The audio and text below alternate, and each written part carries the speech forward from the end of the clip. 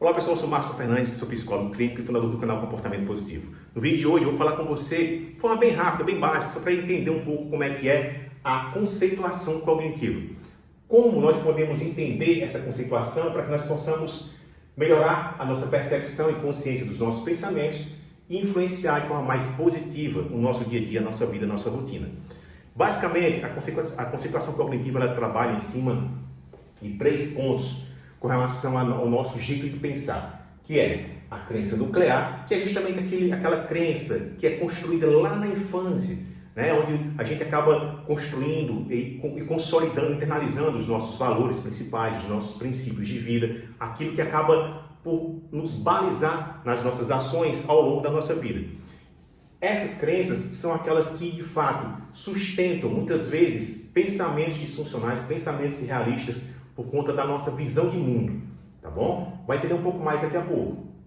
Depois dessas crenças nucleares construídas, nós temos as crenças intermediárias, que são justamente aquelas crenças que trabalham a construção de nossas regras, atitudes e pressupostos. Então, eu olho para uma situação, eu tenho um posicionamento diante daquilo, eu estou sim trabalhando dentro dessas crenças intermediárias, mas muitas vezes fundamentado das minhas crenças nucleares, aquilo que eu sustento como verdade, como certo, como justo, diante do existir.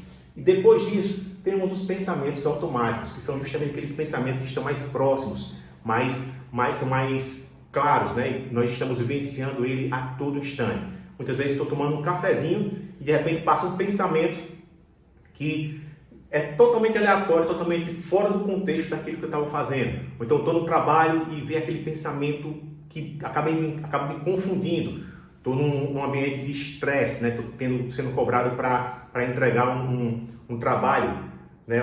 Produzir alguma coisa no prazo e aquele pensamento vem, será que eu sou capaz? Será que eu vou conseguir? Todos esses pensamentos que surgem do nada e acabam nos deixando desconfortáveis são esses pensamentos automáticos que estão na nossa consciência. Mas temos sempre que entender que eles são transitórios.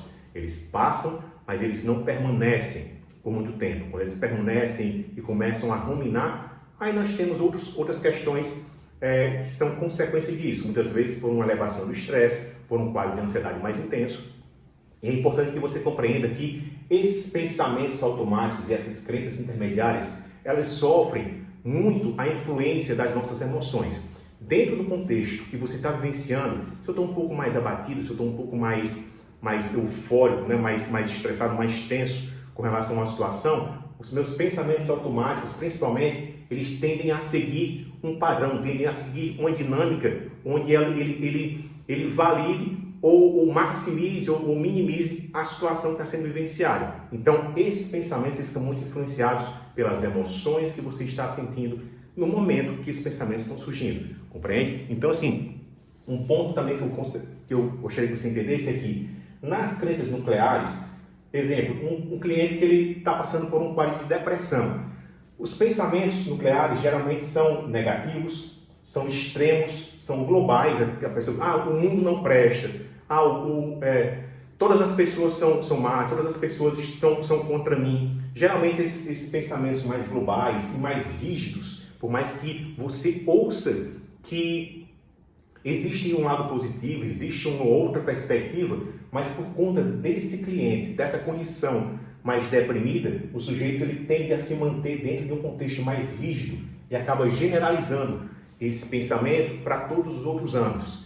E no trabalho terapêutico a gente trabalha justamente isso, essa compreensão, essa percepção desses pensamentos, né, automáticos, dentro dessas crenças muito rígidas desse sujeito nesse quadro de depressão, para que a gente possa ressignificar esses pontos justamente no que tange a modificação desse pensamento para um pensamento mais positivo, mais assertivo, mais realista, tá bom? No outro ponto, tem os pensamentos automáticos, que são palavras ou imagens reais, específicas para a situação, tipo um nível de superficialidade na questão da cognição. Dentro desse contexto dos pensamentos automáticos, como eu falei, eles são aqueles pensamentos que de fato eles aparecem do nada e ficam na nossa mente. A gente fica ruminando sobre eles e que muitas vezes potencializa, como exemplo, um quadro de depressão ou um quadro de ansiedade. Por isso que é muito bom a gente começar a trabalhar na terapia essa compreensão, essa percepção desses pensamentos automáticos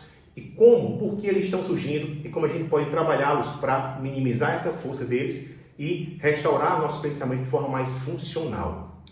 E no terceiro ponto, as crenças intermediárias, que elas existem entre as duas, no caso, entre as crenças nucleares e as crenças automáticas, como eu falei, que é nesse intervalo entre as crenças nucleares, que são aqueles meus valores mais fortes, né?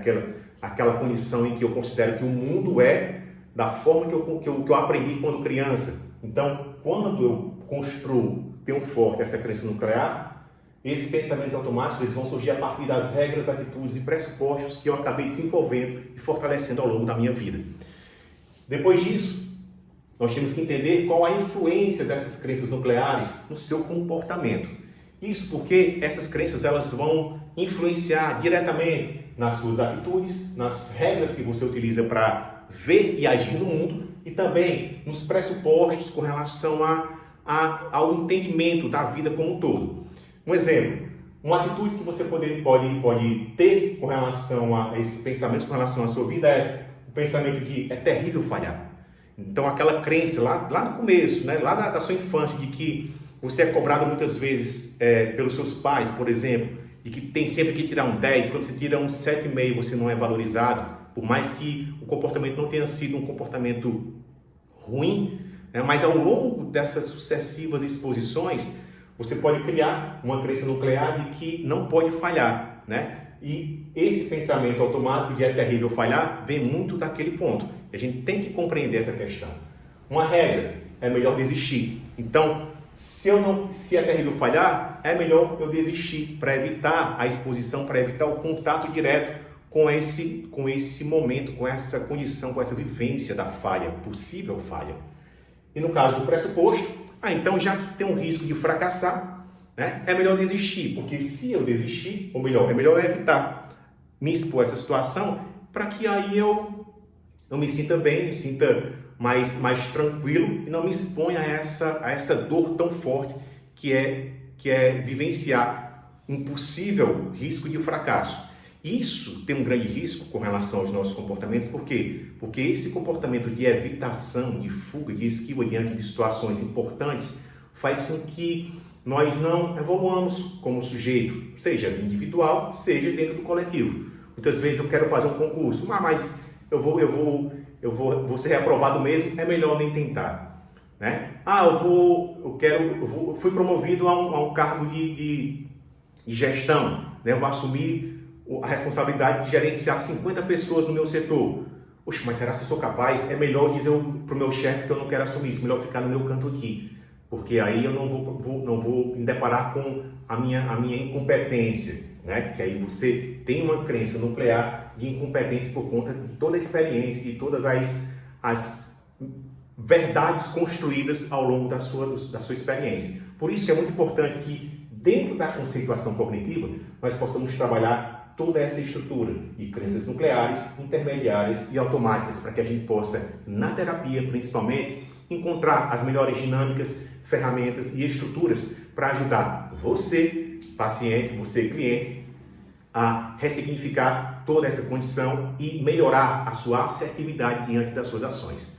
Forte abraço para você. Se você gostou do vídeo, deixe aqui sua curtida para nos ajudar, tá bom? Nos acompanha para receber mais conteúdo sobre TCC, psicologia, saúde mental e saúde emocional, tá bom? Forte abraço para você e é isso. Até o próximo vídeo.